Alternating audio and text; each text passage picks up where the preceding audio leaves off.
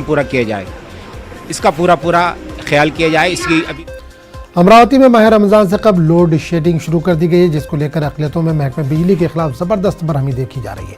अमरावती में शुरू की गई लोड शेडिंग फौरी बंद की जाए, ऐसी मांग समाजवादी लीडर अबू आसिम आज़मी ने की है। आज़मी ने कहा है कि रमज़ान से कब लोड शेडिंग करना बहुत बड़ी नाइंसाफ़ी है। अबू आसिम आज़मी ने समाजवादी पार्टी के लीडरों और कारकुनों से गुजारिश की है कि अगर शहर में लोड शेडिंग बंद नहीं की गई तो वो सड़कों पर निकल कर एहतजाज करें।